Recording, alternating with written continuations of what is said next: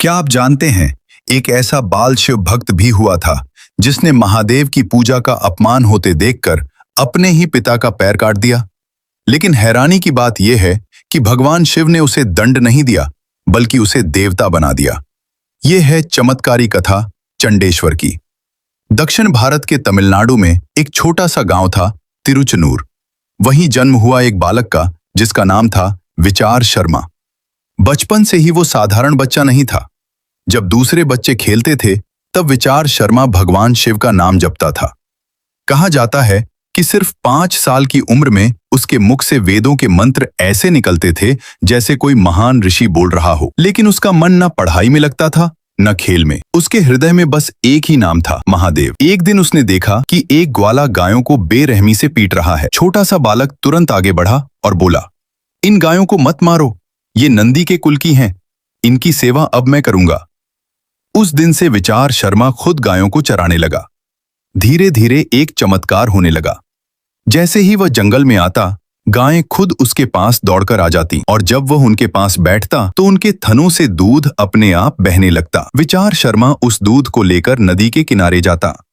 वह रेत से एक छोटा सा शिवलिंग बनाता और उसी दूध से महादेव का अभिषेक करता। वहां कोई मंदिर नहीं था, कोई घंटी नहीं थी, बस एक बालक और उसकी सच्ची भक्ति। लेकिन गांव वालों को यह बात पसंद नहीं आई। उन्हें लगा कि यह बालक दूध बर्बाद कर रहा है। उन्होंने जाकर उसके पिता यज्ञदत्त से शिकायत कर दी। अगली सुबह विचार शर्मा नदी के किनारे बैठा था, आंखें बंद, हाथ में दूध का पात्र और होठों पर सिर्फ एक नाम, ओम नमः शिवाय। तभी उसके पिता वहां पहुंच गए। उन्होंने देखा कि सारा दूध रेत के शिवलिंग पर चढ़ाया जा रहा है। क्रोध में आकर उन्होंने बालक को मारना शुरू कर दिया। लेकिन विचार शर्मा अपनी भक्ति में इतना डूबा था कि उसे कुछ महसूस ही नहीं हुआ। गुस्से में उसके पिता ने दूध का पात्र लात मारकर गिरा दिया। जैसे ही विचार शर्मा ने देखा कि महादेव की पूजा का अपमान हुआ है, उसके हाथ में पड़ी साधारण लकड़ी अचानक चमकने लगी।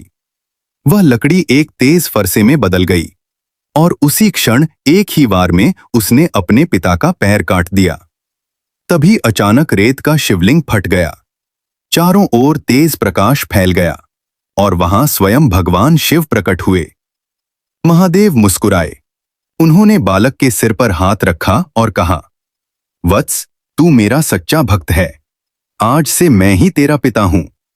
फिर उन्होंने यज्ञदत्त की ओर देखा और उसी क्षण उनका कटा हुआ पैर पहले जैसा जुड़ गया। उस दिन भगवान शिव ने विचार शर्मा को नया नाम दिया, चंडेश्वर, और कहा, आज से तुम मेरे धन के रक्षक होगे और हर शिव मंदिर के द्वारपाल। आज भी दक्षिण भारत के लगभग हर शिव मंदिर में चंडेश्वर की मूर्ति होती है और जब भक्त मंदिर से बाहर निकलते हैं तो उनके सामने ताली बजाते हैं, यह बताने के लिए कि हम शिव का कुछ भी लेकर नहीं जा रहे, हम खाली हाथ आए थे और खाली हाथ जा रहे हैं। अगर आपको भगवान शिव की ऐसी अद्भुत कथाएं पसंद हैं तो वीडियो को लाइक करें और चैनल को सब्सक्राइब जरूर करें। हर हर महादेव।